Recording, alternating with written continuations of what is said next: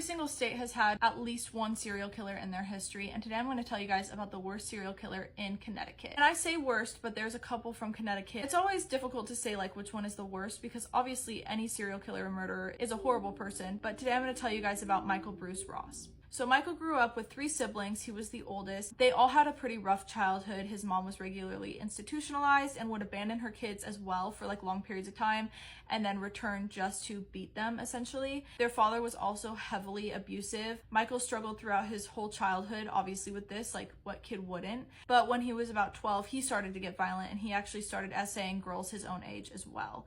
Despite all of this, he actually did pretty decent in school. He graduated high school, and he even ended up going to college. But his sophomore year, he started to stalk and essay women at his university, and he was going to Cornell in New York. And Michael is having these like fantasies of harming women. Again, they start at a very young age, and at this point, as he is an adult and he's starting to interact with women more day to day in his personal life, these fantasies are growing stronger and he is getting more violent. And so on May 12th of 1981, a 25-year-old student named Xiang Tu disappeared from Cornell, and 5 days later her body was found in a creek at the bottom of a gorge.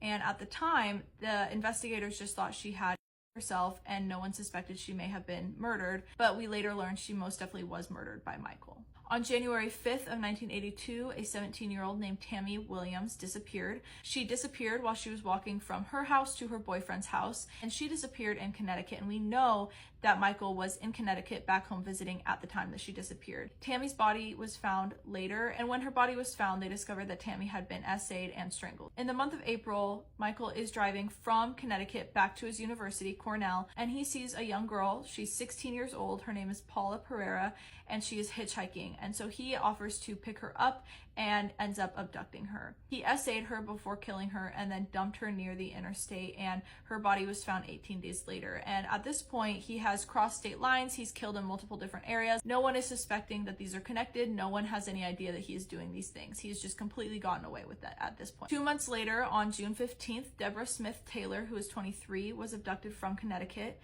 She and her husband had been driving their car when they ran out of gas on the side of the road.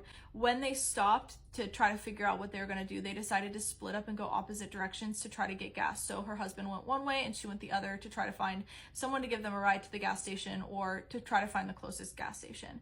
And so eventually the husband returns to the car and his wife is nowhere to be found. And eventually he realizes that she is missing. It wasn't until 4 months later that her remains were discovered and they learned that she had been murdered as well. It wasn't until a year later that we know he took his next victim in November of 1983, but obviously there's a chance that he was active and harming women and we just didn't know, especially because he could have been killing anywhere between Connecticut and New York and was traveling back and forth. But on November 19th of 1983, he was driving and saw a young girl named Robin Dawn Stavinsky, and she was 19. She was also hitchhiking on the side of the road, and he essayed and strangled her nearby in the woods and then buried her in a bunch of leaves, and her body was found the next week. On April 22nd of 1984, 2 14-year-old girls were walking home together. They were friends, and their names were April Brunias and Leslie Shelley. And Michael saw them walking together, lured them to him, and then ended up kidnapping them. And he ended up driving them to a pond in Rhode Island. He essayed both of them, strangled them, and then he ended up putting their bodies in the trunk of his car, and he drove them back to Connecticut and dumped them on the side of the road in like a ditch. And they were pretty hidden, so it took a while for them to be found as well. And so now he's killed in 3 separate states. Even though he brought them back to Connecticut, they disappeared in Rhode Island. So again, no one's really connected the dots at this point.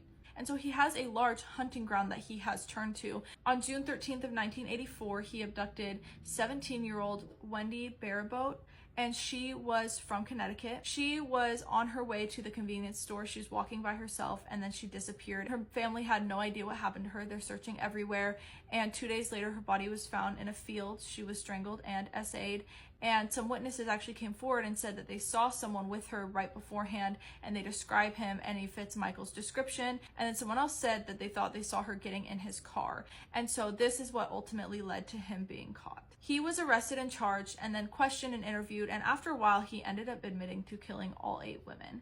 And he was sentenced to the death penalty by lethal injection, and he was executed in 2005. And so in total, Michael Bruce Ross killed 8 different women. There also are a couple possible victims of his, and then a couple people who have come forward and said they were victims of his with like SA. And there's some debate about who is telling the truth and what theories are credible or not, so I didn't include them all in this video, but it is believed that he essayed and harmed women from as early as age 12, and then he probably killed more people than just the 8 that we discovered.